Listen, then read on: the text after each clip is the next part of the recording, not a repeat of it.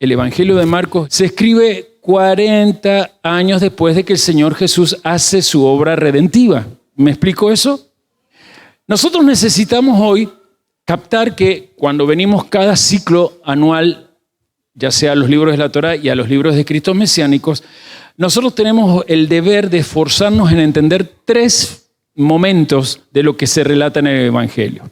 Primer momento, el momento de la historia propiamente dicha, quiere decir la vida de Jesús en esos eventos que el Evangelio cuenta. Primer momento de historia, ¿sí? Segundo momento, el instante en que Marcos escribe con la intención de contar esos eventos que han acontecido 40 años antes a la gente que en Roma está recibiendo el Evangelio. Porque el contexto de esa gente es muy diferente al contexto de la gente que vemos en el Evangelio en sí, que estaba en la tierra de Israel cuando Yeshua caminaba. ¿Me explico? Lo que sí no es diferente es la intención de Dios. Tanto en los días del Maestro, cuando el Maestro caminaba aquí y preparando el movimiento mesiánico que heredó de ese legado que le deja Juan el Inmersor, prepara con los apóstoles un movimiento revolucionario para volver a colocar en actividad a Israel, no como una nación entre tantas naciones, sino como una nación sacada con mano fuerte y brazo extendido de Misraín, para que justamente se convirtiera de nación configurada por 12 tribus en un reinado de sacerdotes.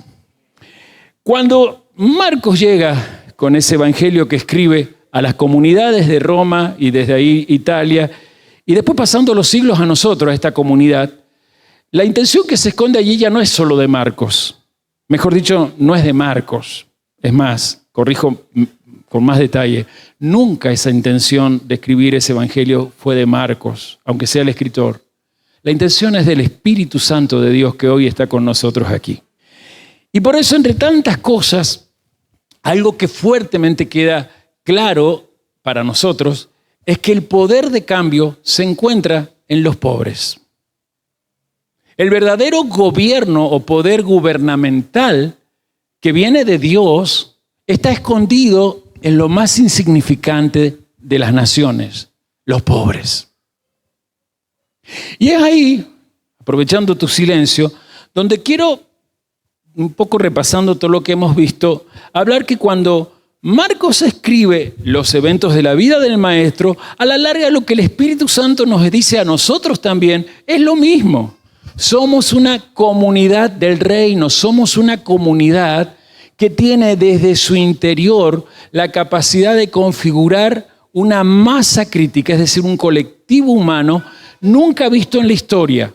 Un colectivo humano que con una cabeza que es el Mesías puede lograr que este planeta no tenga tendencia solo al caos, sino que pueda adquirir la justicia. Porque justicia es lo que Dios quiere y demanda para este planeta. Este planeta solo puede funcionar si se le hace caso a la demanda del Eterno, que es la justicia. Entonces, ¿por dónde quiero ir?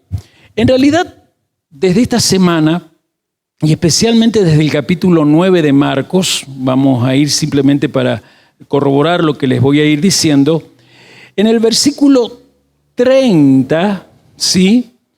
Capítulo 9, verso 30, y pasando por todo lo que es el capítulo 10 y especialmente hasta el versículo 45, nosotros vamos a tener una sección muy especial. Antes de ir a lo que hoy voy a hablar, que tiene que ver con matrimonio, divorcio, leer el capítulo 9, verso 33. Desde el 33 voy a leer hasta el 37 y ahí voy a detenerme para explicarte algunas cosas. Y llegó a Capernaum, digan detrás de mí Capernaum. Y cuando estuvo en casa les preguntó, ¿qué disputaban entre vosotros en el camino? Mas ellos callaron, porque en el camino habían disputado entre sí quién había de ser el mayor. Entonces él se sentó y llamó a los 12 y les dijo, Si alguno quiere ser el primero, será el postrero de todos y el servidor de todos. Y tomó a un niño y lo puso en medio de ellos, y tomándolo en sus brazos, les dijo: el que reciba en mi nombre a un niño como este, me recibe a mí, y el que a mí me recibe, no me recibe a mí, sino al que me envió.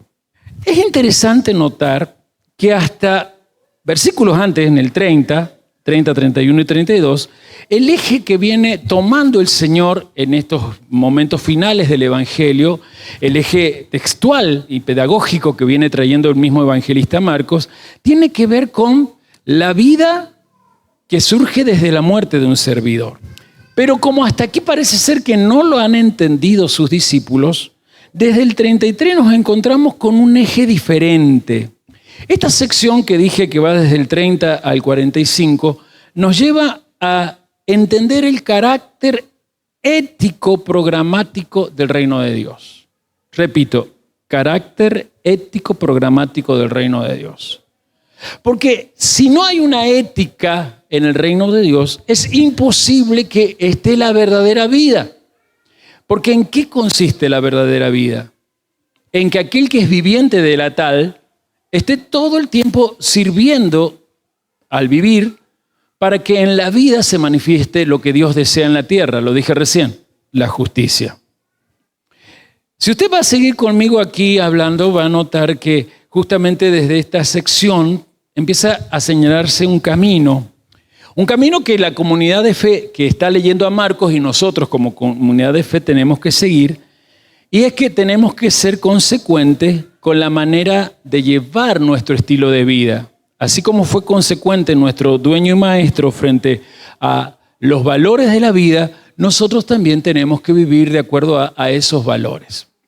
Repito, por si usted no lo ha captado, cuando Yeshua habla en el tiempo que habla, su movimiento mesiánico, que en realidad lo había empezado Juan el Sumergidor, que ahora lo vamos a nombrar en momentos más, ese movimiento mesiánico, atención con lo que voy a enseñar, apunta a ir en contra de ciertos valores anti-Dios, que muchos de ustedes deben creer que estaban escondidos en el Imperio Romano, pero en realidad los valores anti-Dios contra los que va a guerrear Yeshua con su enseñanza no residían en el Imperio Romano, residían en el Templo de Jerusalén.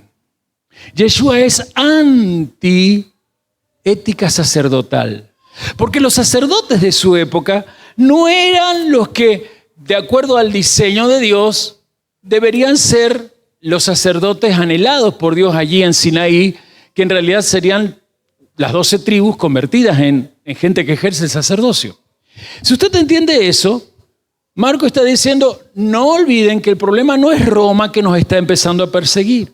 El problema es que en el templo se ha escondido siempre lo que en años más, porque el templo no va a estar, se convertirá en la sustancia que Roma va a comer para tener la excusa de perseguirnos. Marcos escribe ahí por el 62, 63, 64, 65, algunos lo extienden hasta el 68 de nuestra era común. Todos ya sabemos que en el año 70 de nuestra era común, lo que es el templo en la ciudad de Jerusalén, después de un gran sitio que va a ser primero el general Vespasiano, pero después él, porque fue coronado emperador, se repliega, se va a Roma para ser coronado emperador. En ese repliegue aprovechan todas las comunidades del maestro a salir. Cuando Jerusalén es destruida, no hay ningún discípulo del maestro en Jerusalén, han logrado escapar. Recuerden que él ha dicho, el maestro, cuando vean a la ciudad rodeada, disparen, ¿se acuerdan? Entonces cuando Vespasiano se va a ser coronado, es un tiempo donde justo aprovechan para salir los discípulos. Pero ¿qué va a pasar una vez coronado Vespasiano? Su hijo Tito, el general absoluto del imperio, va a volver a la campaña que había empezado su padre, el emperador en ese momento, y va a acabar con Jerusalén. Esto que pasa en el año 70 va a causar una gran conmoción en todo el judaísmo del mundo. ¿Y quiénes son los primeros que van a empezar a conmoverse? ¿O quiénes también dentro de todo el judaísmo se van a ver afectados y conmovidos? Sí, los llamados cristianos, es decir, la gente del camino, ¿verdad? A esta altura se los llamaba cristianos no porque fuera una religión, siempre queda claro eso, ¿verdad? Sino porque De alguna manera los paganos, la gente que no entendía lo que ellos se proponían, se burlaban de ellos diciendo estos quieren ser igual que el Cristo que adoran. Cristiano significa el que quiere ser un Cristo chiquito. Es un término que salió de una burla. ¿Sí? Como la palabra judío que salió de una burla, como la palabra hebreo que salió de una burla haciendo un raconto hacia atrás. ¿Estoy siendo complicado en la explicación?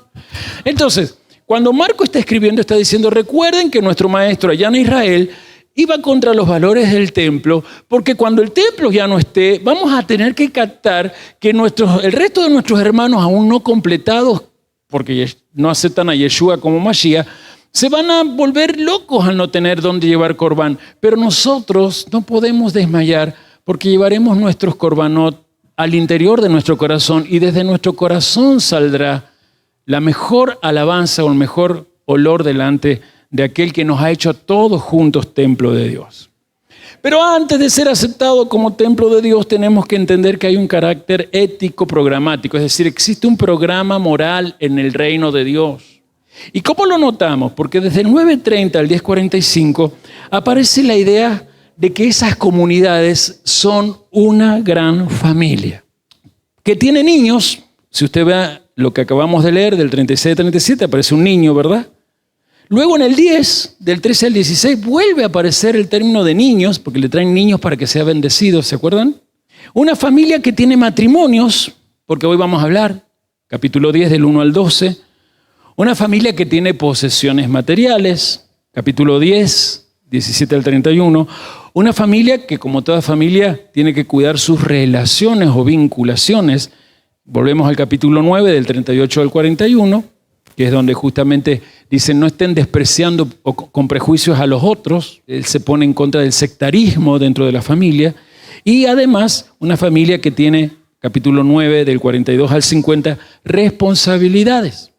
Por lo tanto, hoy quiero que hablemos juntos de qué es este mensaje para nosotros aquí. Cuando les leía que llegaron a Cafarnaúm y estando allí, otra versión en la casa les preguntaba de qué veníais discutiendo en el camino, ellos guardaban silencio, dice el evangelista, porque en el camino habían discutido entre sí sobre quién era el primero. No le dijeron nada o le contestaron de qué hablaban. Pero dice que después de sentarse, llamó a los 12, se sentó, no a comer, se sentó como un maestro, va a enseñar, alguien me está captando. Llamó a los 12 y les dijo, si alguno quiere ser el primero, hágase el último de todos, el servidor de todos. Luego tomó a un niño, atención, y lo puso delante de ellos, y después de abrazarlo les dijo, todo el que acoge a uno de estos niños en mi nombre, es a mí a quien acoge. Y quien me acoge a mí, en realidad no me acoge a mí, sino a aquel que me ha enviado. Está en Cafarnaúm, se está preparando para el camino que vamos a ver ahora en capítulo 10, ir hacia Jerusalén. Todavía está en Galilea, pero en Galilea él comienza a hablar de algo que era muy común hablar en una familia de Israel y que sigue siendo común: la grandeza. El llamado a la grandeza. Yo tengo que agradecer que de alguna manera mis padres nos llevaron a mi hermana, a mí y muy particularmente mi madre, a quien declaro bendita en la memoria mencionarla a ella, a pensar en grandeza. Mi hermana y yo pensábamos, podíamos, lo que soñáramos, tener siempre el apoyo de mi madre, particularmente, ¿no? Mi padre también, pero siempre era porque a la larga mi madre lo llegaba a influenciar. Mi padre era más bien pero eso puede ser más adelante, era de ese tipo de cosas que se ven, no solo en mi padre, es una tendencia de todos los varones occidentales y especialmente edomitas, que es un varón edomita, el que ha sido creado en esta economía de acumular. Pero yo digo esto porque no toda casa ha tenido la dicha de tener papá y o mamá que te permita pensar en las grandezas. Pero quiero partir de algo aquí yo. Es un derecho divino que el alma humana piense en grandezas. El problema es dónde ubica el enfoque de esa grandeza. Porque aquí los apóstoles, acostumbrados a hablar de grandeza, creen que la grandeza está en el poder político. Recuerden que ellos todavía no captan el mesianismo que Yeshua les está enseñando. Para ellos el mesianismo de Yeshua se tiene que acomodar al mesianismo que era moda y se esperaba en ese tiempo. Algo de un hombre descendiente de David que establecería rápidamente en forma política un cambio de polaridades. En vez de Israel ser esclava de la opresión romana, Edom, Israel pasara a quedar sobre Edom, tal cual lo vimos en la Parashá Toldot, se había prometido a nuestra madre Ribka. ¿Me están entendiendo?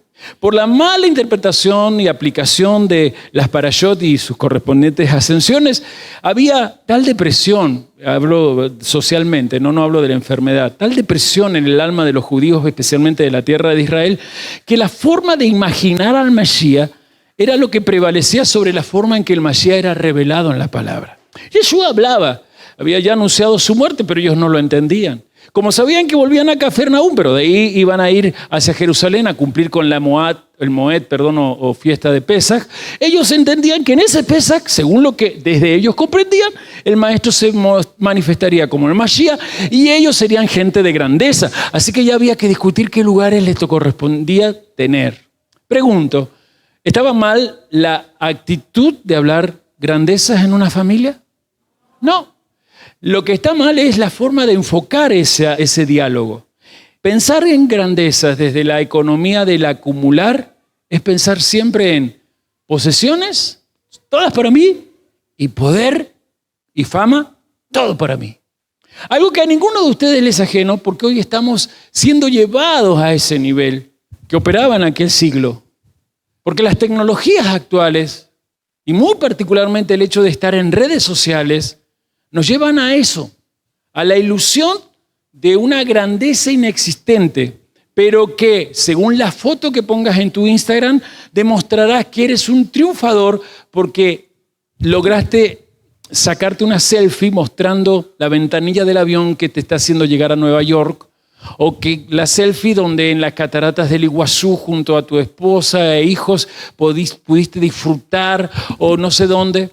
Pongo de ejemplo algo que podríamos seguir hablando, pero no hace falta, porque el tema de la grandeza hoy también se ve bien hablarla, pero desde una mala aplicación.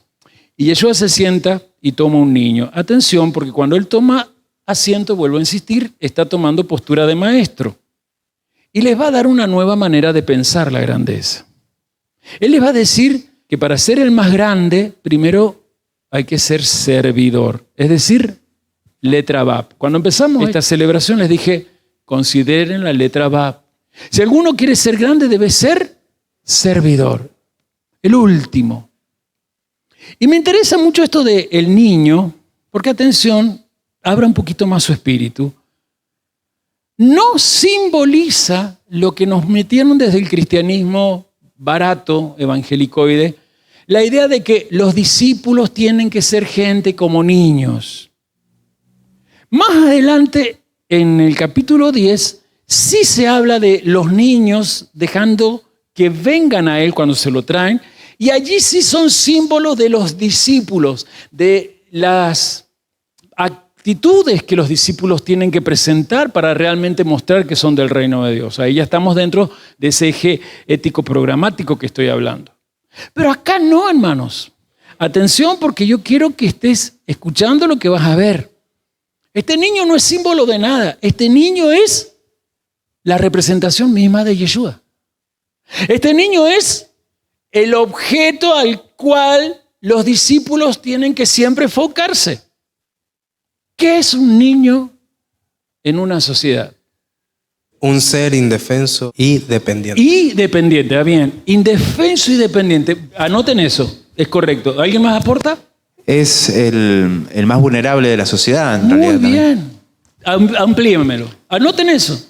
Porque, o sea, coincido con lo que dice Adriel, que justamente al ser más indefenso y dependiente, también es el elemento como a cuidar, porque es lo que sostiene la base de toda una sociedad.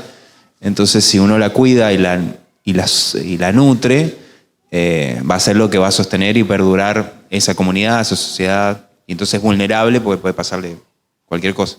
Muchas gracias. Entonces yo quiero aquí comenzar con esto que Juan y Adriel nos han aportado. ¿Se entendió lo que ellos dos aportaron?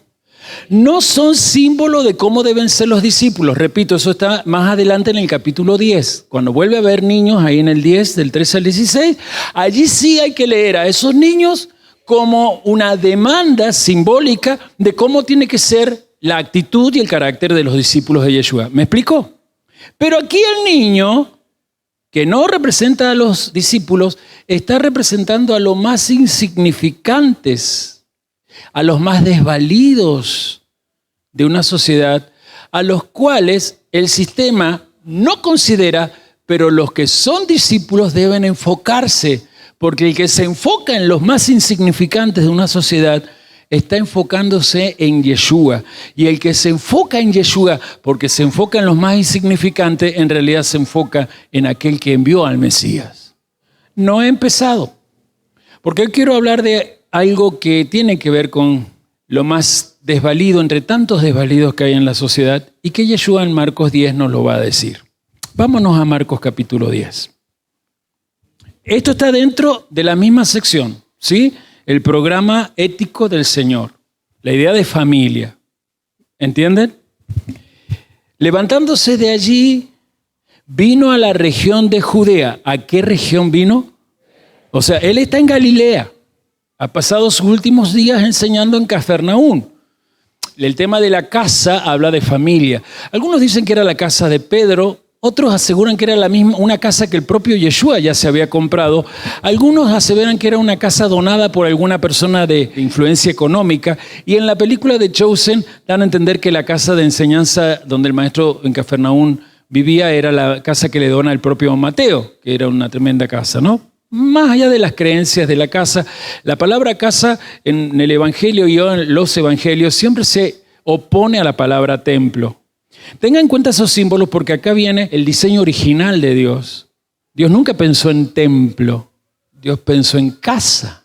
Levantándose de allí, hablamos, Cafarnaúm, Galilea, vino a la región de Judea, al otro lado del Jordán, y volvió el pueblo a juntarse a él y de nuevo le enseñaba como solía. Él no dejaba de ser el servidor maestro que daba justamente toda una pedagogía que evidentemente cambiaba vidas. Y se acercaron los fariseos y le preguntaron para tentarlo si era lícito al marido repudiar a su mujer. Él respondiendo les dijo, ¿qué os mandó Moisés? Ellos dijeron, Moisés permitió dar carta de divorcio y de repudiarla. Y respondiendo Yeshua les dijo, por la dureza de vuestro corazón os escribió este mandamiento, pero al principio, ¿pero al qué? Subrayé eso, al principio de la creación, varón y hembra los hizo Dios. Por esto dejará el varón a su padre y a su madre y se unirá a su mujer y los dos serán una sola carne. Así que no son ya más dos, sino uno. Por tanto, lo que Dios juntó no lo separe el hombre. En casa volvieron los discípulos a preguntarle de lo mismo. Y le dijo, cualquiera que repudia a su mujer y se casa con otra, comete adulterio contra ella. Y si la mujer repudia a su marido y se casa con otro, comete adulterio. Ahí viene ese momento donde Jesús, bendiciendo a los niños, da a entender que aquí sí los niños representan a los discípulos. Pero quiero ir a la primera parte, los desvalidos, los más insignificantes y muy particularmente lo que Yeshua aquí va a combatir. El desprecio que en ese tiempo, por causa de la influencia del templo, se hacía a la mujer. Un patriarcado que se estaba imponiendo desde el templo, influenciado por un patriarcado edomita que tenía que ver con Grecia y Roma. No el patriarcado de nuestro querido Aboteinus, ¿sí? Hablo de Abraham, de Isaac y Jacob. No. Un patriarcado que justamente trataba como insignificante a la mujer. Antes de abordar más, yo quiero que recuerden que Yeshua lo hemos visto en la porción anterior en dos extremos, hablando de los panes. ¿Se acuerdan que multiplicó los panes? Que es lo que quiero que miren. Los panes, haciendo que sobraran con los 5 panes y 2 peces, 12 canastas llenas. ¿Lo recuerdan? Pero luego dice que cruzando el Galilea hacia el lado oriental, a la zona de Decápolis. ¿Qué significaba Decápolis? ¿Recuerdan eso? 10 ciudades, 10, eso es simbólico. Él también vuelve a multiplicar los panes, pero esta vez sobran 7 canastas. Lo que tiene que ver con, primero, las naciones. 7 es la 10ª parte de 70, pero 7 tiene que ver con dones espirituales, evidentemente mostrando que Yeshua venía sí o sí a hacer que las 2 mujeres o las 2 hermanas que pertenecían a un mismo matrimonio se juntaran para ser una sola esposa. Se nos fue una parashá, sección, donde estudiamos a nuestro padre Jacob, que a la larga representa a nuestro amado maestro. El tema está en que él se casa con 2 hermanas. Entendemos la historia. La primera, Lea, es una trampa, un engaño que Labán, el padre de ellas, planea, aunque el Midrash da a entender que Lea y de alguna manera Rachel se ponen de acuerdo. Según los Midrash, ellas al ser gemelas, Lea había sido apartada en su momento para Esab. Historia que no quiero mucho ahondar, sino que quiero traerla a memoria por esto rápido que quiero tratar. Yeshua está en su tiempo mostrando que él viene a buscar las ovejas perdidas de la casa de Israel. Nuestro amado pastor Daniel nos habló de Oseas. Él se enfocó en el tema de las promesas, pero el profeta Oseas particularmente está primero, como lo dijo el pastor Daniel, y yo remarco, profetizando al reino del norte, la casa de Israel, tratándolo al reino del norte de una mujer adúltera, por lo cual el propio Eterno le ha dado la orden de casarse con Gomer. ¿Sí? Lo dijo pastor Daniel, se lo recuerdo, ¿sí? Haciendo en la vida profética y en el oráculo del mismo profeta, haciendo que esas 10 tribus se den cuenta que están de tal manera llevando el servicio a Dios que es totalmente ajeno a como Dios lo ha tratado en la Torá. Ellos creen en su grandeza desde el poder político, por lo cual desde Jeroboam hacia la época de Oseas, que creo que está el rey Jotam, si no me equivoco, ellos han hecho que Samaria se convierta, y una ciudad de Dan, en centros de adoración con 2 becerros de oro. Y la advertencia es, si siguen así, les tendré que repudiar. Y usted sabe que Isaías, que publica su oráculo en el mismo tiempo, le dice a Judá, acuérdense que su hermana, la del norte, ya ha sido repudiada. O sea, para hacerlo rápido, Yeshua más Marco están diciendo, nuestro trabajo es entender que cuando vamos a los gentiles, no vamos a buscar paganos. Vamos a buscar hijos del Eterno, de las 10 tribus perdidas, que nunca más serán paganos. Esta parte que no quería darle la digo porque muchos de ustedes todavía consideran que somos gentiles salvos. La palabra gentil es una forma de identificar a los paganos, a los idólatras, a los que hacen abodá zará. Levante la mano el que se considera un idólatra. Entonces usted no es gentil convertido. Usted es un hijo de Israel. Pero yo no quiero irme a algo tan grande y profético, tan magnánimo en lo escatológico. Me voy a ir a algo muy particular, algo muy social. Algo que también tiene que ver con el mundo venidero. Quizás está retenido el maestro, porque lo que al principio fue diseñado no fue comprendido ni siquiera por la nación de Israel. Comencemos pues.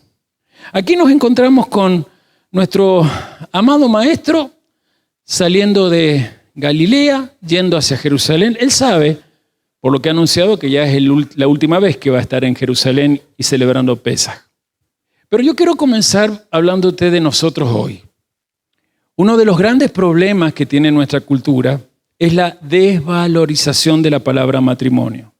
Según los sociólogos y estudiosos que trabajan las estadísticas, tanto en Europa como en América y países occidentales como Oceanía o influenciados por el occidente como partes de la China, Hong Kong, Indochina, etc., tiene cada vez menores índices de casamiento. Y si alguien se casa, cada vez la edad promedio es para arriba. Por ejemplo, en el 2021, en el mundo, la edad promedio de casamiento era de 29 a 31 años. Se cree que si alguien decide casarse en unos años más, en el 2030, la gente va a estar entre 35 y 41 años. Pero ¿qué dicen esta gente que trabaja en estadística?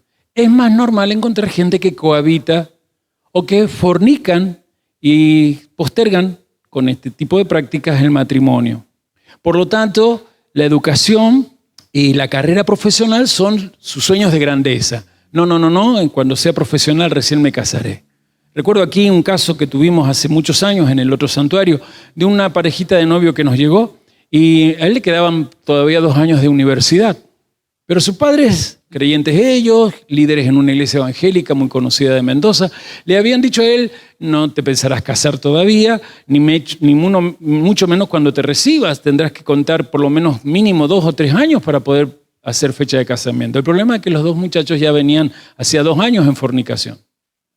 Gracias al mensaje que sale de mi boca y el verbo utilizando mi voz, ellos comprendieron que no podían seguir en fornicación. Y cuando pusieron fecha, lo que palparon fue el Dios que se puso con ellos a respaldarlo, que fue delante de ellos abriendo puertas para todo. Primero para la boda y segundo para lo que viene después de la boda, porque la boda nunca es la meta de un matrimonio. La boda siempre va a ser el punto de partida de una casa, ¿verdad? Y todo Dios providencialmente se lo fue dando. Pero hoy no tenemos gente que crea esto. Nuestros jovencitos, los que enseguida se van a quedar aquí, van a encontrarse con gente que al matrimonio no lo ve como importante. Hay una frase que dicen los sociólogos que suena mucho en el pacto de cohabitar sin casarse. Mientras vos satisfagas mis necesidades y deseos, yo me voy a quedar contigo.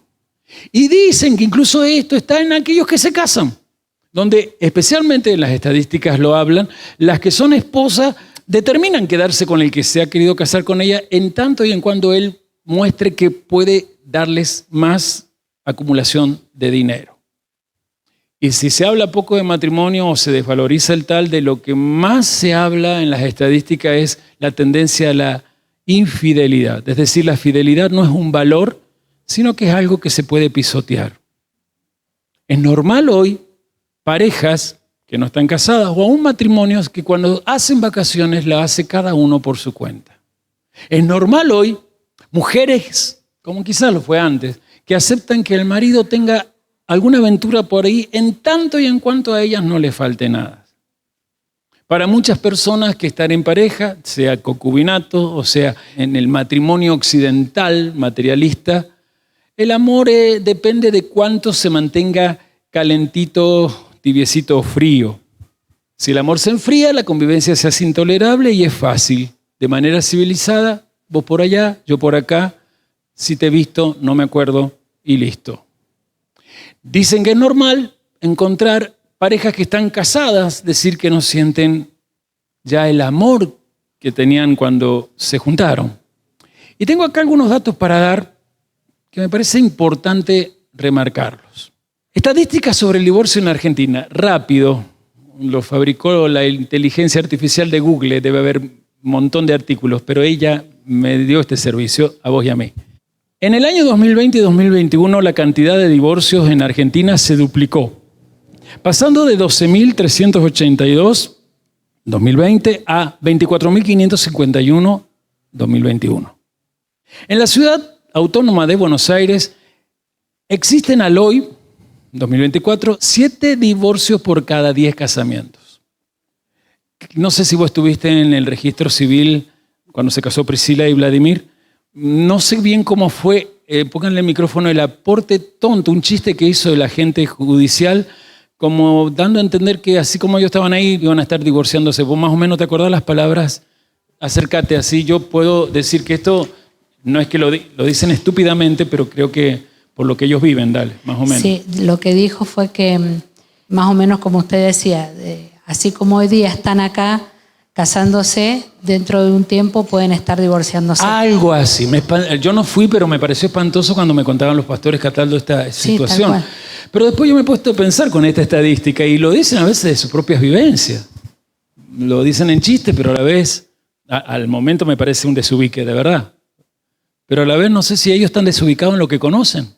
Aparte, cuando René le hace referencia que no va a ser así. Porque, no sabía, contame. Claro. Cuando él dijo eso, el diácono René. Claro, René le hace el aporte y le dice que no se espera eso, ya que es un matrimonio en diseño. Y le dice, mira vos. Sí, bueno, pero vos decís eso ahora, pero quién sabe de acá a unos días, a unos años o unos meses si no te vemos a vos también, una cosa similar. Peor todavía. Sí. Dios mío. Por las dudas, cuando te cases, chicos solteros, fíjense quién es la agente judicial. Dios mío. Lo mandaba el Citraj. Vuelvo al dato, pero creo que me va a servir esto, ¿no? Repito, en la Ciudad Autónoma de Buenos Aires hay 7 divorcios por cada 10 casamientos. Quizás esta persona, esto puede irse hacia la provincia de Buenos Aires. El 87% de los divorcios en Argentina son de primera unión, que es lo que dijo este hombre. 2 de cada 3 divorcios se dan en parejas con más de 10 años de matrimonio, que es un poco lo que insinuó este hombre. En el 2016, 857 varones mayores de 60 años ya estaban desde hace tiempo divorciados, pero en el 2017 varones mayores de 60 años habían pasado de 857 a ser 1.357 varones divorciados, mayores de 60. En el 2016, 462 mujeres entre los 55 y 59 años se divorciaron, pero en el 2017, 788 mujeres entre 55 y 59 años se divorciaron en ese año. Luego, si quieren, averigüen todo lo caro que sale un divorcio, pero no quiero entrar mucho en esto. Lo que sí quiero hablar de algo que vamos a tratar aquí, pero es muy profundo y a la vez es muy doloroso, porque hablar de divorcio y nuevo matrimonio no es sencillo. Un fracaso matrimonial realmente para el que le toca vivirlo es una tragedia, hermanos. Y cuesta mucho salir de allí. Porque todo fracaso matrimonial lo primero que frustra es el sentido de propósito en la vida. Aquí hay personas que han pasado por eso y saben que el alma pasa por un valle de sombra de muerte muy complicado y lleva mucho tiempo. Pero volvamos a nuestro mensaje. Yeshua en camino. Él ya ha hablado de su muerte. Sus discípulos lo han escuchado. Va a Jerusalén. Sus discípulos todavía no le entienden. Algo que me gusta es que en el camino las multitudes lo buscan. Algo que me gusta es el que no deja de servir enseñando. Porque él siempre quiere que la gente tenga la oportunidad de conocer los principios de Dios para tener lo que toda gente quiere. Grandeza en la vida.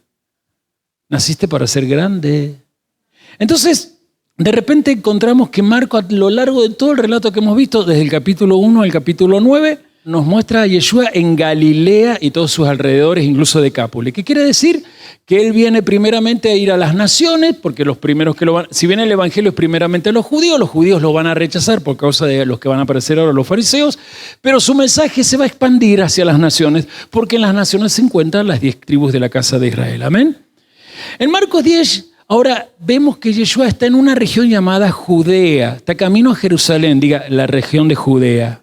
Y luego de Marcos capítulo 11 al 16, que es lo que ya vamos a buscar en estas últimas semanas, el final, vemos que él ya se encuentra en Jerusalén porque está listo para su momento redentivo, su pasión. Lo que me interesa es que mientras estaba en la región de Judea es donde aparecen estos típicos detractores de los fariseos. Y vienen a ponerlo a prueba, versículo 2 leímos, vienen a ponerlo a prueba. Lo primero que vamos a decir es contexto. Diga conmigo contexto. O sea que lo que enseña Yeshua siempre nos lleva primero a la historia en la cual él está viviendo en ese tiempo, pero también a las prácticas matrimoniales de ese tiempo de acuerdo a la Tanaj. O sea, tanto en el Oriente como en la Tanaj, para los que están en la televisión, Tanaj sería el Antiguo Testamento, lo que tenía que ver con matrimonio era algo muy serio, y eso vamos a ver ahora. Para nosotros, los occidentales posmodernos, donde el matrimonio cada vez se desvaloriza más, pero aún cuando la modernidad, algunos nacimos allí, el matrimonio tenía que ver con una decisión simplemente individual de él y de ella, que por alguna razón se querían casar para configurar una familia. No era una cuestión social en el sentido de que la familia que componían tenía que también tener una participación en ello. Entonces, no va a ser muy sencillo hablar de este tema si no entendemos primero el contexto. Así que miremos esto. Lo que más quiero destacar es este esfuerzo que está haciendo esta gente. Este es el primer detalle que Marcos destaca y habla de esta discusión que se va a dar. ¿Para qué fueron los fariseos? Para ponerlo a prueba. O sea que Marcos habla de que este contacto es negativo. Es más, Marcos usa acá, ponerlo a prueba, la misma expresión griega, cuando él escribe en griego, ¿sí? De capítulo 1, cuando dice que Hasatán lo tentó a Yeshua. O sea, está poniendo en el mismo nivel que aquella entidad invisible, nuestro oponente, tentando al maestro en el desierto, ahora esta entidad invisible como encarnada en la intención negativa de los fariseos. Y la intención va a ser casi siempre igual, ¿no? Las palabras del maestro que está enseñando tienen que causarle problemas. Tenemos que lograr un planteo que a él lo lleve con sus palabras a ponerse en algún problema y acarrea así enemigos en el pueblo o en las autoridades. ¿Y qué planteo ponen? Un planteo que venía trayendo problemas hacia un siglo ya. El tema de 2 escuelas rabínicas que en aquellos días discutían un mandamiento. Así que los fariseos tienen una motivación. Vamos a trampear al maestro Yeshua. Vamos a polarizar en un debate lo que la comunidad judía tiene en polarización. Hay 2 escuelas que hablan acerca del matrimonio, del divorcio y del nuevo casamiento. Una cosa que quiero destacar. Todo esto habla mal siempre de los fariseos. Marco está queriendo destacar que justamente la cultura del templo, que es la cultura que tienen los saduceos y los fariseos, siempre es antidios. Porque por un lado Marcos destaca el odio y la hostilidad que tienen ellos contra nuestro amado maestro, pero hay algo que aquí quiero que ustedes destaquen al escribir, que Marcos quiere destacar la trivialidad con la que los fariseos trataban algo tan importante como la institución del matrimonio y algo tan serio como el tema del divorcio. Es decir, Marcos está diciendo, en la cultura del templo, representada por las creencias farisaicas, los corazones son insensibles a la hora de hablar del amor familiar. Para los fariseos, el matrimonio no era realmente un vínculo definitivo. La pregunta que le hacen revela el problema que había. ¿Es lícito al esposo repudiar a su mujer?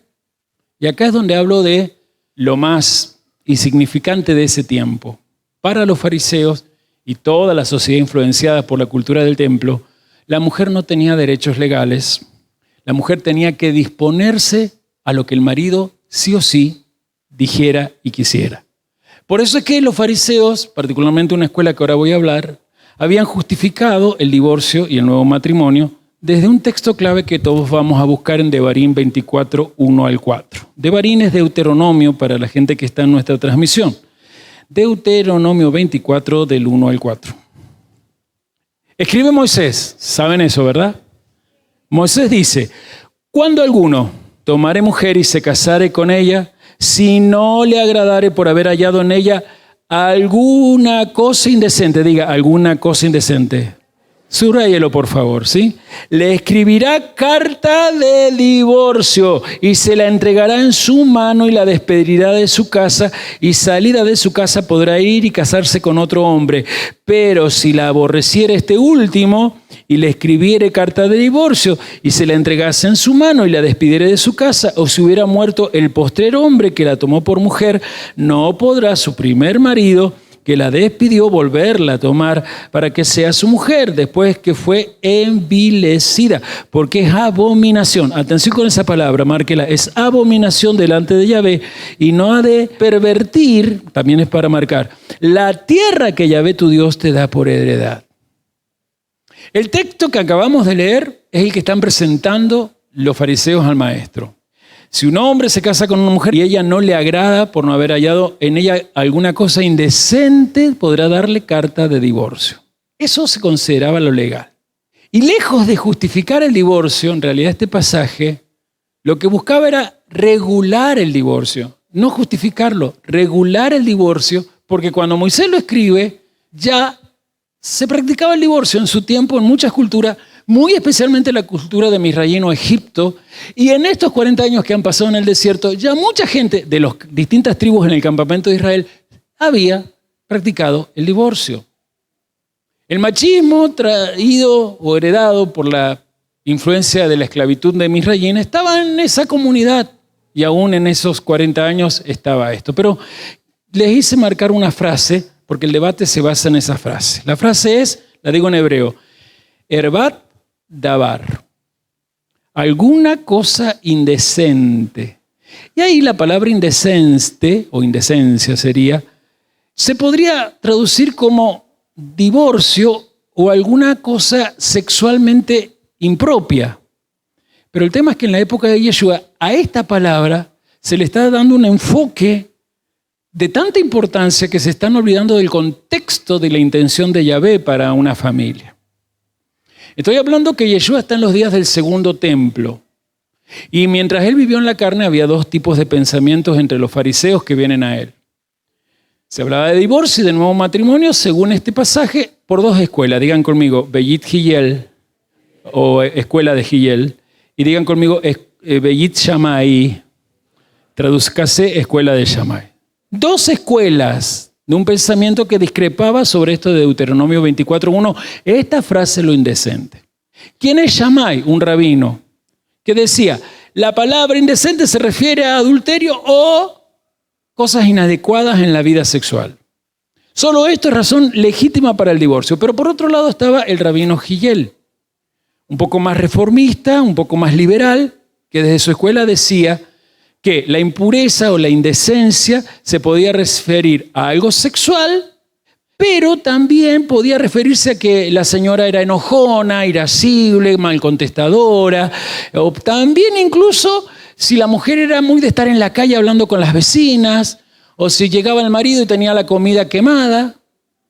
¿Se dan cuenta que hay machismo escondido? Les voy a leer un debate. Esto está en el Talmud en muchos lugares, pero elegí este porque creo que lo resume todo. La cita que voy a leer es del Talmud. Sifré, Deuteronomio, y Vayá, Sotá, 16bc, ¿no? Todavía no entiendo bien esas divisiones del Talmud, pero así es lo que voy a leer. Escuchen esto. Bet Shammai, o sea, la escuela de Shammai, dice, interpretando Deuteronomio 24, ningún varón puede divorciarse de su esposa a menos que encuentre en ella un comportamiento escandaloso de inmoralidad. Porque está bien dicho en Deuteronomio 24, porque encontró en ella algún comportamiento escandaloso.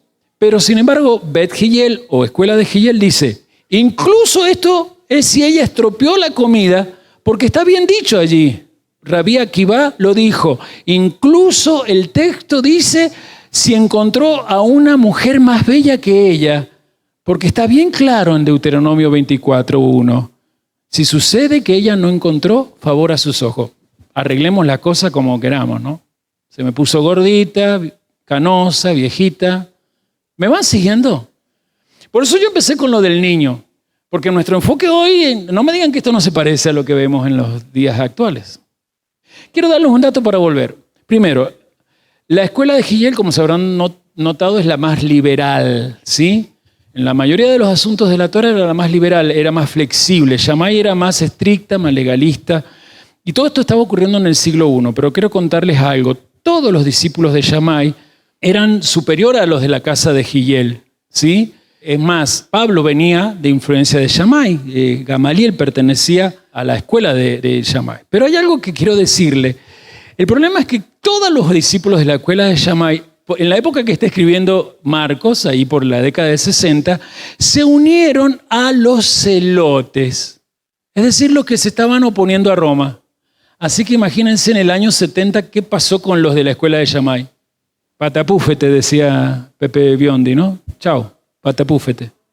Dejaron de existir. La que siguió viva fue la escuela de Hillel, y la escuela de Hillel es lo que ha constituido el judaísmo rabínico actual. No voy a hablar de la historia, pero el dato me parece interesante para que noten por qué los judíos son tan raros.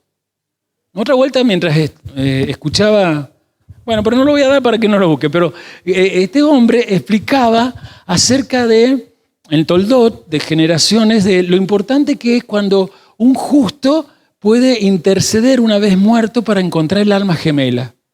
Y habló de un lugar y yo investigué porque no, debe estar, se fumó algo el hombre. Y no, en Israel se llega a ese valle y dice que está lleno de velas y de salmos que escriben los jóvenes solteros porque van en cierta época a pedirle a ese justo que fue célibe y nunca se casó, y entonces tiene toda la fuerza de atraer las almas gemelas que le traigan, hermano, eso es peor que ir a la difunta Correa o parecido. ¿O no? Y veo que se están riendo mucho de lo que admiran estudiar los judíos. Es hora que nos demos cuenta, está bien, llevan mucho tiempo manejando ciertas cosas importantes, pero tengamos cuidado. Porque hay mucha magia y brujería que a nosotros no nos corresponde entender. Dato que era para dar, pero volvamos a este pasaje. Volvamos a Deuteronomio 24. El que encuentre en ella algo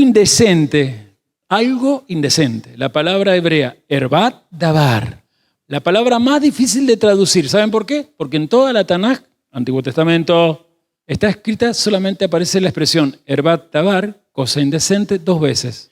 Devarim 24:1 y Devarim 23:15. Y el tema es que las 2 veces que aparece en toda la Tanaj tienen más bien que ver con la santidad que tiene la presencia de Yahvé en medio de la tierra de Israel. O sea que Yahvé está diciendo, cuando habla de esta expresión, Herbat Dabar, cuidado cuando habiten en la tierra, de que no haya impureza sexual contaminando la tierra que yo les entrego, porque recuerden, y lo hemos leído, por ejemplo, en Devarim 8, que los pueblos que están siendo exterminados habían contaminado una tierra tan santa con esas impurezas. ¿Alguien me está escuchando? Entonces, ¿qué pasaba con la escuela de Shammai? Los shamaitas, como se conocían, habían tomado el sentido literal de la traducción, de la palabra hebrea y también de la Septuaginta, porque la Septuaginta lo traduce en el sentido de impropiedad sexual o adulterio, o como dice en griego porneia, diga porneia. Porneia, de donde viene la palabra pornografía, porneia tiene que ver con inmoralidades sexuales, depravaciones sexuales. ¿Me va escuchando eso? Ok. Aquí vemos que los gillelitas, los de la otra escuela, hacían que la palabra dabar entrara a una categoría como a ellos se les antojaba. Dice, sí, puede ser interpretada como adulterio, pero también significa cualquier cosa desagradable. ¿Y quién era el que ganaba ahí? El machito llamado esposo. Los gillelitas habían hecho que en el segundo templo, desde esa imposición del templo, los varones se impusieran sobre las mujeres, eran los que decidían el tema del divorcio, cuando en Deuteronomio 24:1 no hay forma de que sea solo el varón el que puede pedir el divorcio. Según Éxodo 21:10 al 11, la mujer también tenía derecho a entrar en el tema divorcio. Les voy a dar una cita de un exégeta del hebreo, de apellido Ladín, me olvidé de poner su nombre. En realidad es alguien que pertenece al judaísmo, vivió allá por el siglo II de nuestra era. Dice así, conforme a la Torá de Moisés y a la costumbre de los judíos, yo te alimentaré y te vestiré y te llevaré a mi casa por medio de esta ketubá. Y así me comprometo a deberte de aquí y de por vida la suma de 500 denarios, junto con la cantidad de vida de tu comida y de tu ropa y tu cama. Esto estaba escrito en la ketubá, que era un contrato matrimonial que se firmaba en cualquier sinagoga en la época del segundo templo. Como usted notará, el marido a su novia le daba garantías de custodia. Por eso que le llamamos a la Torá la ketubá que Dios hace con su pueblo Israel en Sinaí, porque en el Decálogo, mal llamado los 10 mandamientos, en realidad Dios se está comprometiendo a protegernos y a proveernos. Ketubá era el compromiso de ese varón a que si un día la tenía que repudiar, él tenía la obligación de darle 500 días asegurado, porque 500 denarios, ¿qué son? 500 días de un trabajo de un jornalero, ¿verdad? Pero acá están los gillelitas que han introducido, sí está bien, 2 cambios. Primero, hicieron que el divorcio solo lo podían dar los varones, primera cosa. Pero en segundo lugar, introdujeron lo que se llamaba el divorcio sin culpa, en el cual, según ellos, el matrimonio se podía llegar al fin sin que hubiera prueba alguna de que estaba mal la relación. De hecho, ellos decían que el varón de aquel tiempo podía a la mujer verla con agrado, pero cuando ya se cansaba de ella, podía fácilmente entregarle una carta de divorcio en silencio y despedirla así. Ustedes ahí van a entender un poco que Yosef amaba de tal manera a Miriam que cuando se entera que está embarazada, dice que le iba a entregar carta de divorcio en silencio, tomando un poco la escuela de Gillel. ¿Me entienden? Porque si lo hacía públicamente, ella tenía que ser apedreada. En cambio, decir en silencio, bueno, al saber seguramente que fue por algo que no le gustó. No tenía que dar mucha explicación. No sé si me explico. Pero el ángel le dice, no hagas esa carta. O sea, lo que está allí viene de obra del Espíritu Santo. Los estoy cansando mucho, ¿no?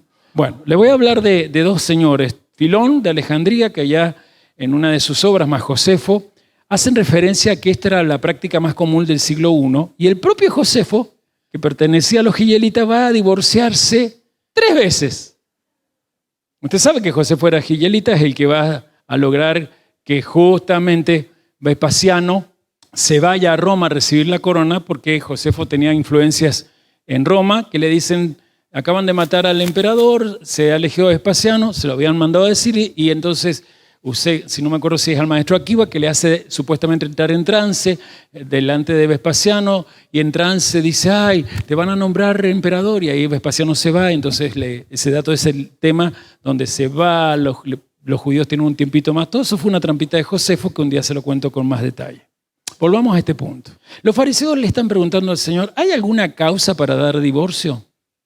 O sea, de alguna manera le están diciendo, ¿estás de acuerdo con la escuela de Hillel o la escuela de Shammai? ¿Cuál punto de vista estás adoptando? ¿Lo estricto legalista o lo indulgente machista? Para esto tendríamos que entender un poquito lo que está en Mateo 19:3. Mateo 19:3 dice así la pregunta. ¿Es lícito al varón divorciarse de su esposa por cualquier excusa? Repito, esta invitación al debate teológico no tiene la intención de un debate teológico, tiene la intención de que Yeshua caiga. Porque de acuerdo, para el lado que diga que está de acuerdo, se gana más enemigos en el pueblo. No sé si alguien me está escuchando. Pero hay un detalle más. ¿En qué región está él? Está en la región de Judea, jurisdicción de Herodes. Y si han leído el Evangelio unos capítulos antes, Herodes ha mandado a matar al primo de nuestro Señor, Juan el Inmersor. ¿Por qué? Porque entre tantas acusaciones a Herodes, ¿qué es lo que le denunciaba? Estar en algo ilícito, porque su esposa Herodías se había divorciado de su hermano y él la había tomado como esposa, algo que estaba en contra de la voluntad de Dios. O sea que si Yeshua llegaba a decir aún esto, ellos decían, no importa si el pueblo se hace enemigo, lo más importante es que lo que diga del divorcio se va a enterar Herodes. Y nosotros, tranquilos, nos encargamos que Herodes, como hizo con Juan, le corte la cabeza. Y de repente Yeshua parece que está diciendo, miren, yo estoy de acuerdo con Shammai. Estoy más de acuerdo con Shammai que contra la escuela y más en contra de la escuela de Hillel.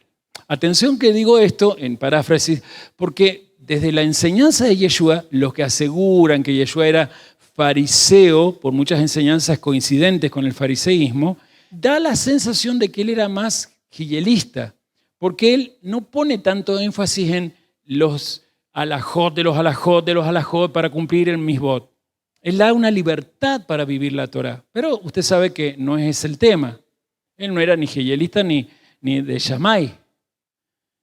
Él era un maestro que con un movimiento nuevo estaba trayendo la Torá a una forma más fácil de vivir. Pero el que fuera fácil no significa que la Torá no permitirá lo que Dios desde la Torá demandaba, una vida en santidad, una vida perfectible, cada vez más perfecto como el Padre es perfecto. De paso, cuando Yeshua va a decir lo que ahora vamos a estudiar, lo primero que está prohibiendo también ahí es la poligamia, que en ese tiempo en la tierra de Israel, desde la Torá, muchos todavía encontraban base para hacerlo. Les aviso que la poligamia hasta el siglo XI de nuestra era común se mantenía en varias interpretaciones, que el del Talmud mismo. En el siglo XI, creo que por la influencia de Maimónides y luego del Rambán, va a aparecer la idea de que el judaísmo también tenía que aceptar la monogamia como único diseño divino. Miren todo lo que tardaron. En cambio, Yeshua en el siglo I está diciendo, este es el diseño que voy a decirle. ¿Cuál es el diseño? Vamos a volver al principio. Arjé, al Reshit, al diseño de la cabeza, al Yud, donde el Atik, el anciano, nos diseñó en él con la idea de familia de otra manera. ¿Qué respondió? Miren, por la dureza de vuestro corazón, diga la dureza de vuestro corazón, os escribió mandamiento, Moisés os permitió divorciaros de vuestras mujeres, pero al principio no fue así. Les martilló el coco. Está bien lo de Shammai, pero vamos a ir a algo más interesante. Vamos a empezar por la cuestión. Aquí no es cómo vamos a interpretar Deuteronomio 24.1. Vamos a ir por qué Deuteronomio 24.1 se tuvo que escribir a causa que se olvidaron de Génesis capítulo 1 y capítulo 2. ¿Por qué se olvidaron? Por la dureza de vuestro corazón. Moisés, cuando escribe 24.1 de Devarim, está viendo la dureza que hay en la generación que va a pasar con Yeshua al Jordán. Y como es profeta, está viendo la dureza del corazón que tendrá Israel aún siempre, especialmente los varones de Israel, que siempre van a querer estar emulando las costumbres de los otros pueblos. ¿Qué es esa frase de la dureza de corazón? Es una frase que se refiere a 4 cosas. Primera, terquedad de nuestra voluntad. Segundo, dureza de corazón se refiere a insensibilidad de sentimientos. Tercero, dureza del corazón describe una fijación rígida en nuestro propio interés a expensas de Dios y de la otra persona. Es como yo pienso, quiero, digo y así quiero. Y dureza de corazón, por último, cuarto, es la característica principal que Dios, y los israelitas lo sabían, le señaló al carácter del faraón. La dureza del corazón es lo que no permite que un israelita sepa lo que es vivir en libertad. ¿Y qué es un israelita? Israel no significa tengo cabeza, Roshli, y tener cabeza no es tener el diseño original presente en mi corazón. La expresión dureza de corazón, cuando lo decía un maestro judío, y lo que está pasando acá es que habla un maestro tremendo, todos interpretaban que contrastaba contra la bondad de Dios. La dureza de corazón era el antónimo, lo contrario a persona amable, humilde, compasiva, flexible, con apertura hacia el otro.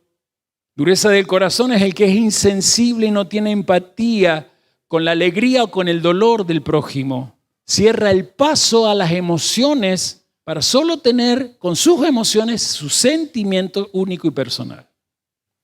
No sé si están escuchando que Yeshua, yo no lo he llevado a lo profético de las 10 tribus, casa de Israel, la casa divorciada. Lo estoy llevando a nuestra vida. Pero volviendo al tema acá, allá afuera sí hay varones inflexibles, intransigentes con su manera de pensar, donde justamente se atrincheran en su egocentrismo y les gusta que esas heridas que los victimizan los justifiquen por qué se fueron con otra, abandonando a la tal o a la cual con los hijos que abandonaron. Convengamos que todo matrimonio siempre tiene problemas y conflictos, ¿o no? Ahora la pregunta aquí, antes de seguir con el pasaje, es ¿cómo manejamos esto? ¿Cómo un matrimonio no logra una, no sé si lo pongo entre comillas, una negociación correcta para encontrar respuesta y generar soluciones a lo que esté pasando? ¿Cómo lograr, cuando se despareja, vivir siempre buscando el balance, donde se cede posiciones?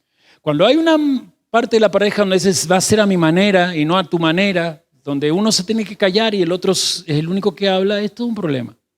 Cuando en un matrimonio no está estas discrepancias, hay que dudar.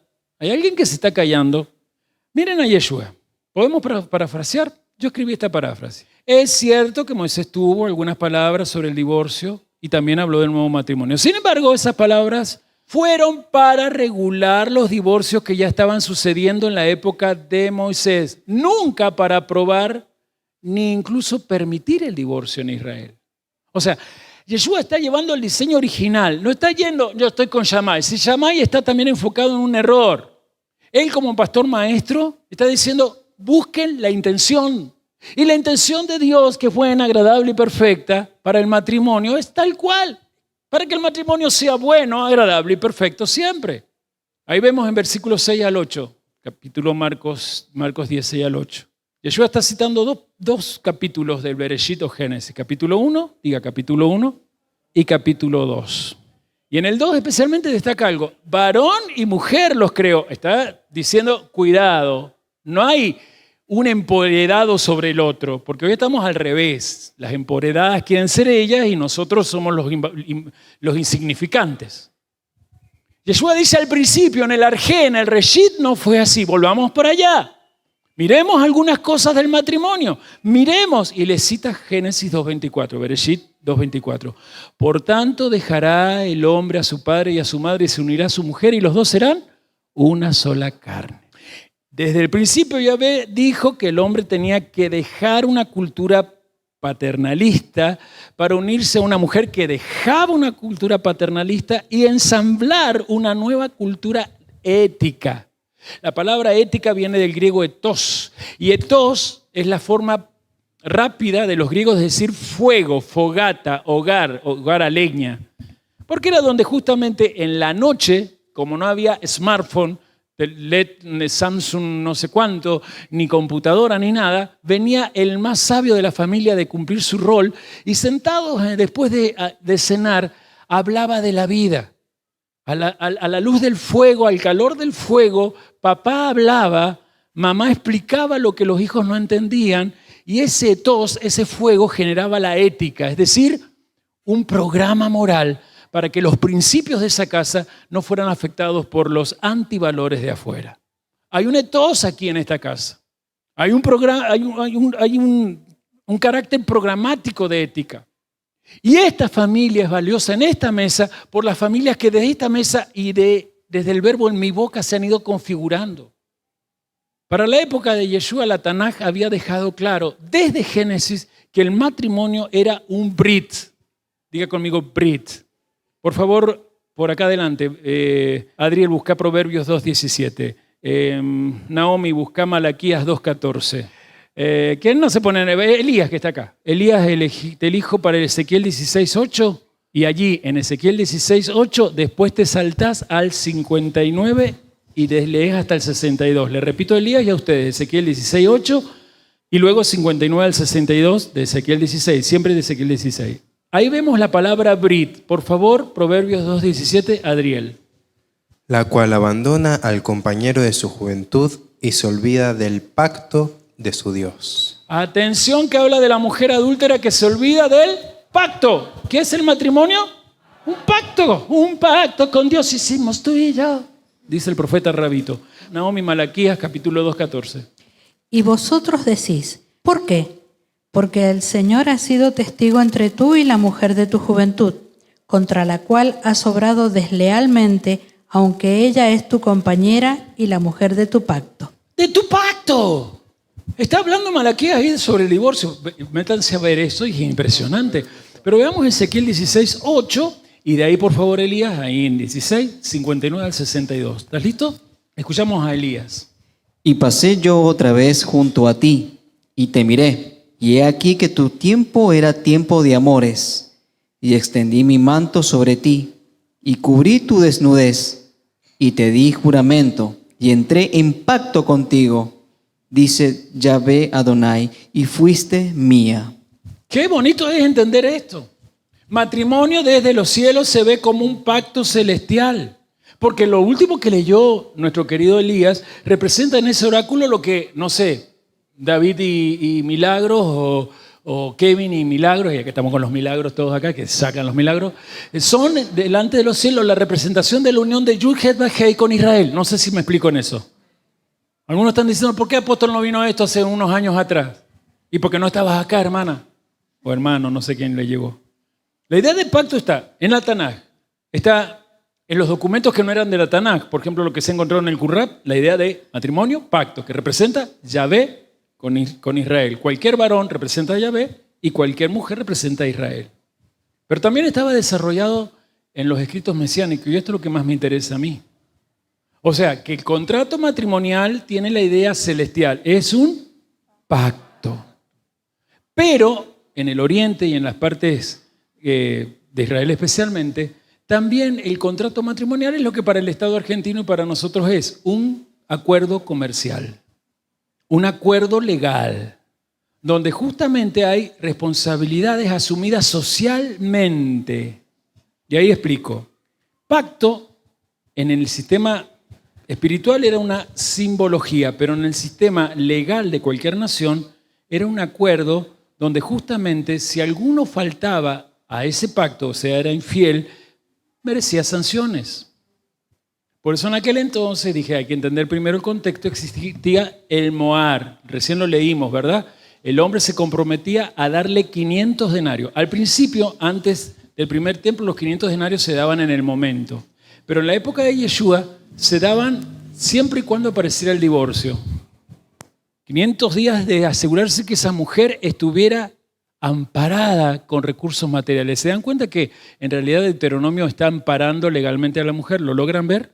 Pero los varones, especialmente Giel, tienen mala intención. Y acá aparece la idea de ketubá, porque siempre hablamos de la ketubá. La ketubá habla de matrimonio, además de pacto, es un contrato que permite no solamente lo teológico, es decir, lo simbólico y profético, sino que la sociedad se asegure de que especialmente la parte más insignificante o devaluada o no tenía tan en cuenta que sería la mujer, siempre esté resguardada. Eso está diciendo Yeshua. Yeshua dice, en Bereshit o Génesis, el matrimonio está establecido como algo que Dios creó como un diseño celestial, eterno, o sea, que es para toda la vida. El tema es que aquí en la tierra y por causa de la dureza del corazón, los matrimonios tienen que firmar contratos que sí o sí lamentablemente tienen que entenderse dentro de ese contrato la existencia de la carta de repudio o divorcio. Cuando hablamos de Deuteronomio 24 del 1 al 4, Yeshua está diciendo por la dureza del corazón Moisés tiene que ponerlo. ¿Por qué? Tiene que establecer el divorcio porque era costumbre en todas las civilizaciones habidas y por haber, desde Misraíno, Egipto hasta Babilonia, que los hombres despidieran por cualquier causa a las mujeres dando certificado, dejándolas solas y abandonadas. Por eso Moshe tiene que poner, si va a seguir ocurriendo esto, que haya carta de divorcio. Háganse cargo de las consecuencias de lo que en el alma pasa cuando un pacto se rompe. Y es interesante porque en Deuteronomio, cuando se asume el divorcio, versículo 1-3, aparecen condiciones. Y acá hay una palabra que yo no la conocía, investigando por este discurso se las regalo. ¿Alguien sabe lo que significa palingamia? Palingamia, ¿alguien sabe? O sea, no era el único yo, mi esposa tampoco. Bueno, está ahí en Deuteronomio 24, 1-3. Es el pecado de volverse a casar con un cónyuge del que estuvo divorciado después de un matrimonio intermedio. Claro, me divorcio de mi esposa, me caso con fulana, me divorcio de fulana y vuelvo a la primera esposa. ¿Se entendió? Ahí lo tienen. Dice que no se puede. O se me muere la fulana y vuelvo a la primera. Dice que eso se llama palingania. Pecado que a Dios no le va. Así que si nos está mirando por el streaming alguno que ha hecho esto, pero ¿le entendieron esa parte? Volvamos al tema de lo que sale en Deuteronomio.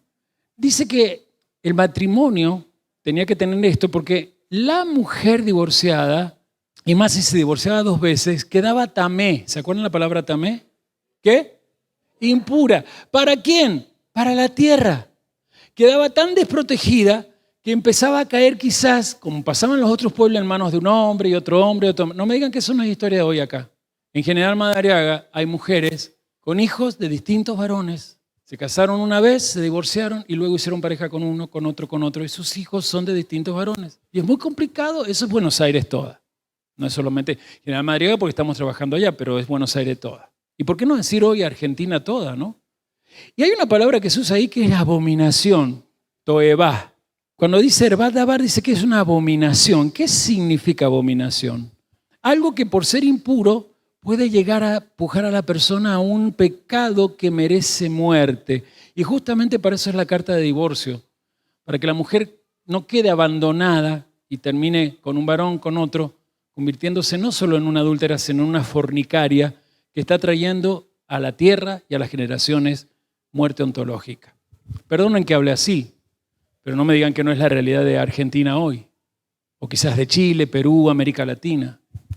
Mujeres que habiendo creído en juntarse con tal, ¿para qué casarnos si te amo? Una vez que fueron abandonadas con 1 o 2 hijos, volvieron a creerle a un tal, y terminaron siendo nada de mujer. Terminemos nuestro encuentro. Yeshua está invitando acá, descubran el proyecto original de Dios. En vez de perder el tiempo en la gramática de una misbah, en las halajá machistas que por la pelea de un asunto gramatical se olvidan del bosque. La dureza de vuestro corazón lleva a mirar un árbol llamado Deuteronomio 24 y se olvidan del diseño original que desde Bereshit 1 y 2 dice que ese pacto eterno es para que Dios, estando entre el varón y la mujer, logren hacer una entidad ontológica increíble, no, sorprendente, que es la entidad del Ejad. El Eterno, nuestro Elohim, los ha creado varón y mujer. ¿Qué significa eso? Para Dios ambas manifestaciones son con derecho de igualdad. Ninguno es por sobre el otro. El hombre no fue creado para dominar a la mujer no fue creada para estar sujeta y sumisa en todo lo que al hombre se le antoje, pero tampoco es al revés. Porque hoy, desde el pañuelito verde y la cultura woke, la mujer hay que empoderarla y el varón insignificante cada vez es menos necesario. Cuidado, la dureza de vuestros corazones ha llevado a que se pierdan la intención original de Dios, que ese varón y esa mujer en un pacto de amor se conviertan en un Basar Ejad. Basar, una sola carne se traduce. Basar Ejad tiene esa palabra Ejad, que es uno de los 72 nombres de Dios, que en el Tanaj sale 2 veces. Aquí en Génesis 2, dejará el hombre a su padre y a su madre, se unirá a su mujer y los dos serán un Basar Ejad. Y la segunda vez, ¿dónde sale? En la Shema, de Barín capítulo 6.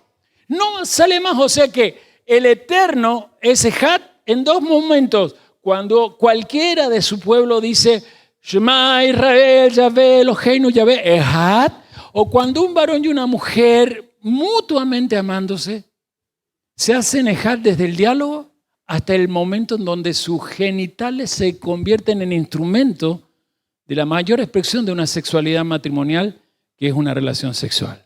Repasemos. Yeshua dice, el diseño original de Dios para el matrimonio es un varón y una mujer. ¿Cuánto? Muy bien, todos, un varón y una mujer. O sea, nada de poligamia, nada de poliandría. ¿Saben lo que es poliandría, no? Hay culturas donde la mujer puede tener muchos esposos. Para nuestra cultura, nada de poliamor y nada de homosexualidad o lesbianismo. Es clarito, ¿verdad? Segunda cosa, varón y mujer se deben fidelidad el uno al otro. En consecuencia, adulterio totalmente prohibido. Tercera cosa del diseño, varón y mujer están llamados a permanecer juntos por un pacto. Conclusión, divorcio no es voluntad de Dios. Cuarta cosa, el varón y la mujer deben siempre sentirse que están llamados a complementarse. El varón es cabeza, la mujer es su cuerpo, pero no significa que el varón esté empoderado para hacer con su cuerpo lo que quiere. Lo dice Pablo después. Ningún varón a su cuerpo lo maltrata. Así que en este final vemos que este Yeshua, ahí según versículos 5 al 8, está zanjeando el debate entre las dos partes. En verdad no está poniéndose ni de allá ni de acá. Está trayendo un balance al decir, sí, Shemai está cercano, pero el problema no es de Barín 24, que es lo que Shammai dice que hay que considerar. El problema es que Shammai y Giel se olvidaron del diseño original en Génesis capítulo 1 y Génesis 2:24 especialmente. La intención del Eterno para el matrimonio no está en lo que Shammai o Giel hayan dicho desde Devarim 24, que es lo que ustedes están usando como lazo de trampa para mí. La cuestión es que yo he venido a establecer desde la Torá una pastoral familiar. Para que se entienda que una pareja en pacto debe ser una entidad ontológica, es decir, son 2 esencias que se unen. Para que desde esa esencia lo que está en lo invisible y también lo que está en lo visible sienta que en la tierra es posible la equidad porque hay gente que practica la justicia. La justicia no es convivir con una mujer. Me daba pena y ella sabe, aunque por un lado me alegraba cuando había momentos que le dedicaban palabras a Vladimir y Priscila, y pasó un muchacho, amigo de la escuela de Vladimir, amigo de la vida, pero conocidos desde la secundaria, y dijo, la verdad que me ha impresionado todo lo que he visto en esta boda, la sanidad, lo sano que estaba esta boda, bueno, había borrachera, lo destacó. Entre tantas cosas positivas que destacó, la verdad que maravilloso, dijo, hay algo que mi esposa y yo nos llevamos. Yo ya lo había escuchado porque me había tocado en una dinámica estar en una mesa, porque hacían una dinámica de cambiar de mesa muy buena, y el chico había dicho que su esposa, paraguaya ella, que no le gustaba ninguna religión, que había venido del Paraguay a trabajar en Pinamar cuidando un X niños, alquiló la habitación donde este muchacho o su familia tiene como una pensión, qué sé yo. Se conocieron, se juntaron, tenían ya un niño de 4 años, y la chica ahí, por lo que dijo el pastor Adolfo y por todo lo que vio, le había dicho la verdad que hoy sí creo en el matrimonio. Algo así, ¿no? Y él después públicamente lo va a decir. Pero me dio pena porque eso está normalizado en nuestros tiempos. Pongo de ejemplo a alguien que logró regresar por una boda que dio ejemplo en eso. ¿Y todos los que no están regresando? O sea, Yeshua está diciendo, miren, aquí el tema no es divorcio y matrimonio nuevo, no, acá el tema es pastoral familiar, pastoral de intimidad. Asegurarse que los cónyuges primeros estén intimando con el Eterno. Porque una intimidad segura con Dios asegura la perpetuidad de un pacto matrimonial. Esta es la base de la economía del reino que Él ha venido a promover. Su movimiento es: no acumulen, compartan. El verbo compartir, donde más se nota, es en un matrimonio donde Dios es presente en la intimidad. Los guerreros nos traían un proyecto que se amplió en el de mesa de trabajo, que duró hasta las 2:30 de la mañana entre el lunes y el martes. Proyecto buenísimo para comenzar a hacer, ya después le diremos la frecuencia, pero lo que se conoce como los M, algo que hacíamos años atrás. Así como está el N, de la pastoral del mini, pastoral infantil, vamos a hacer encuentros matrimoniales en el espíritu. Para luego repartir en la semana desde las uvas, con las uvas incluidos, están como equipo de gestión los tutores de uva, de varones y mujeres de la familiar, no de la parte de Betania o mujeres solas. El poder empezar a sincerarnos en cómo está la vida de pareja, particularmente, y perdonen que lo diga, en este tema del patriarcado machista que en esta congregación, no puedo hablar de otras, pero de esta sí, todavía reina y abunda. Pero claro, en las uvas de varones de eso no se habla y eso no se toca.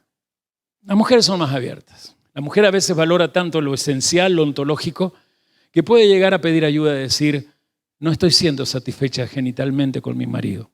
Hay otras mujeres más valientes que pueden decir: yo sé que delante de Dios no tengo por qué buscar el divorcio, pero también le he planteado a mi marido que en los años que llevamos no tengo por qué ser el lugar donde él a su semen lo deposite para estar más en paz. Eso considero mujer valiente. Yeshua está destruyendo el fundamento del patriarcado bajo estas formas de control que en aquel tiempo existían, en la época de Marco existían y en nuestra época también siguen existiendo. Donde el varón tiene que imponer sus deseos a la mujer. Y especialmente a la hora de la vida genital, la mujer no puede sentir la dicha para la cual Dios la creó. Porque, estimados muchachos, el orgasmo de ustedes es la eyaculación. Las mujeres tienen un órgano maravilloso que se llama clítoris. Y perdón por los que le molesta que mencione los órganos genitales de las mujeres y varones, porque sé que aquí hay gente que le molesta. Pero yo no creo que Dios se equivoque cuando a la mujer, al darle el clítoris, le da la oportunidad de que su orgasmo puede tener muchas subidas y bajadas antes que el varón llegue al orgasmo. Lo que pasa es que el varón debe darle el tiempo a la mujer, valorándola para que pueda gozar de eso. Pero si hay varones aquí que ni siquiera se duchan para llegar a la noche a la cama, ¿qué voy a pensar que hay varones que pueden de su boca traer una ducha de amor? Este silencio me gusta, porque sé que hay personas que le molesta que se hable de eso. ¿Saben por qué les molesta? Porque a veces adentro hay cosas que no sanaron de su vida matrimonial. Pero yo estoy aquí para decir que sí es posible lo que Yeshua dijo que es posible.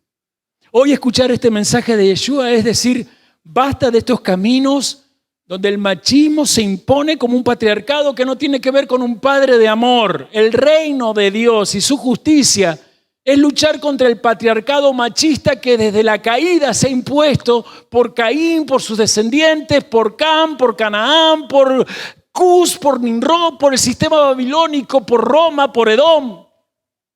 Es hora que la congregación o Monte Santo Ministerio tenga una pastoral familiar donde los varones, desde los recién casados hasta los que llevan muchos años y especialmente estos últimos, se atrevan a decir: todavía no he aprendido a ser un varón genitalmente celestial. Si hay gente, entre comillas, insignificante o tenida en poco valor, que es hora de poder salvar de la dureza de corazón de los varones, esa gente se llama mujeres. Y si Yeshua habló en este mensaje a favor de ellas, yo presto la voz al verbo para hoy hablar aquí a favor de eso. Porque quiero terminar pidiéndole a Carlos y a Andrea que vengan acá adelante, porque me sentí efectivamente pleno cuando ellos se pusieron a hablar conmigo desde la misma cosmovisión de lo que vale, de lo maravilloso y valioso que es estar enamorados y a veces tener que encontrar respuestas y soluciones a distintos desencuentros que se dan en distintos momentos del matrimonio y aún en distintos años de los matrimonios. Porque para David, Milagro y todos los matrimonios jóvenes, aún ustedes, todavía es rápido llegar a ser felices en la habitación. Porque tus hormonas y las de tu esposa hablan más fuerte y rápidamente. Pero para Carlos, Andrea, para mí, para Laura, para los que llevamos años, pasamos cierta edad, las hormonas ya no hablan tan fuertes. Lo que tiene que hablar más fuerte es el corazón de uno hacia el otro. Y cuando por mucho tiempo lo que ha hablado son las hormonas, y el corazón se ha callado, cuando llegan las edades donde llevamos muchos años y no se sabe hablar, lo hormonal ya no sirve, se nota que lo único que hubo fueron 2 personas solas que compartieron sus soledades, diría mi esposa en el casamiento de Priscila y Vladimir. Y cuando 2 soledades comparten tiempo, un día en vez de ser 2 soledades que comparten, son una gran vaciedad que ha afectado a todo un mundo. Muchachos jovencitos, este mensaje también es para ustedes. Desde la pareja que me gozo, que ha hecho las cosas bien en estos últimos tiempos, en hablar con padres, los padres, las 2 familias, haber hablado, eso está perfecto. También merecemos un día en la mesa ser apreciados como familia y anunciar, estamos quizás viendo formar una casa.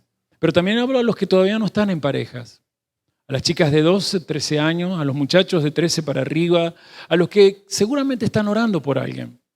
Desde un joven que me alegró cuando a la oreja me dijo, ¿ve esa chica que está allá? Todos los días la pongo delante de Dios para que me muestre si es mi alma gemela. Eso es el diseño del cual yo defiendo. Quizás un día Dios te muestra que no es, pero qué bueno es cuando sentís que hay posibilidades de amar a alguien, porque nacimos para amarnos. Este es un muy buen tiempo, muchachos. Dijeron amén las muchachas. Estamos cerca de Génesis 2:24. Qué bueno es terminar un ambiente tan pesado que se ha formado con esta risa. Pesado no porque sea negativo el mensaje, no ha sido negativo. Pesado porque es muy grueso lo que Dios tiene para tu sexualidad. ¿O no? Grueso es incalculable. Qué varón o qué mujer mayor de 13 años que haya comprendido el diseño original, esté de novio o no, esté enamorado o no, hoy dice, yo quiero siempre recordar el diseño original antes que divagar en gramáticas escriturales. Los fariseos divagaron por 2 siglos en gramáticas escriturales, porque esto apareció allá en el siglo I antes de que naciera nuestro maestro. Por 2 siglos divagaron en 24 del 1 al 4, ¿qué es esto? Y 2 escuelas, donde uno era el yerno del otro, así que imagínense. Yeshua dice, no divaguen en asuntos que no son nada más que temporales. Profundicen, sumérjanse en el diseño original. El que te creó, te formó y te hizo, primero emanó pensando en que un día vos lo representarías varón, escogiendo un alma gemela, una mujer, que no tiene por qué ser despedida con una carta de divorcio. Son cosas que hay que hablar mis varones queridos de mujeres, porque si hacemos vista gorda hoy con un caso, con el otro, el día de mañana estamos en el peligro de ser una congregación más del montón de que hay por allí. Puse en mi Facebook oficial la foto de T.D. Jake, uno de los pastores más reconocidos en Estados Unidos con la iglesia, una de las iglesias más grandes en Dallas, Texas. El varón que a mí me arrojó a las naciones como profeta de él, argentino radicado en Venezuela, Raúl, con A empieza su apellido, es muy amigo de este tal T.D. Jake. T.D. Jake participaba de las fiestas de Didi y hoy está en un terrible problema, porque el que hablaba de ser hombre, de no sé, participaba en unas fiestas donde se jugaba el tema, lo mismo que la isla de Einstein, el tema de la trata de personas, especialmente de jóvenes y jovencitas. Entonces yo estoy aquí para, le moleste a quien le moleste lo que yo hable, decirle que mientras yo tenga vida voy a hablar del diseño original. Porque él viene a buscar una esposa sin mancha y arruga. Pero si Andrea no se siente sin mancha y arruga por los tratos de Carlos, perdón que los mencione, ¿no? O Marcela no se siente sin mancha y arruga por los tratos de Enrique, estamos retrasando su venida. Los menciono porque sé que no se van a ofender ustedes. Repito la pregunta. ¿Quién quiere seguir sumergiéndose y comprometiéndose en el diseño original? Pónete de pie. Ahí donde estás, toma tu mano derecha y tu izquierda como lo hacemos en el Shabbat, pero en vez de cruzarla así, trata de abrazarte. Yo tengo brazo largo, así que lo más que puedas y cerrar los ojos mientras le hablo a la gente de la televisión. De ustedes yo me voy a despedir, amigos y amigas, pero no puedo dejar de mirarlos mientras este pueblo está orando por ellos, por cada uno, y sé que algunos oran por ustedes. No somos un ministerio evangélico. No nos estamos preparando ni para Navidad ni para Año Nuevo. Nos estamos preparando para lo que en un Hanukkah, no sé cuál, pasó. Una mujer, virgen ella, desposada con un varón llamado Yosef, fue visitada por el cielo con un mensajero llamado Gabriel y cuando entendió el mensaje, dejó que la sombra del Eterno a través del Espíritu Santo, activara en sus genes la vida de un Mesías que hoy ha hablado de vos, mujer o vos, varón. Algunos han pasado por un momento ya desagradable del divorcio. Esas heridas pueden ser sanadas. No somos evangélicos que preparamos Navidad y Año Nuevo. Somos un pueblo del Evangelio del Reino de Dios, que nos estamos preparando para que tu vida sea una vida renovada. Para que tu año nuevo no empiece en un 1 de enero, sino empiece el día que digas, renuncio a mi patriarcado femenino o patriarcado masculino, porque a la larga el patriarcado está en los dos lados. Quiero estar en el diseño original. De ustedes me despido deseando que hayan entendido este mensaje. Oremos, congregación.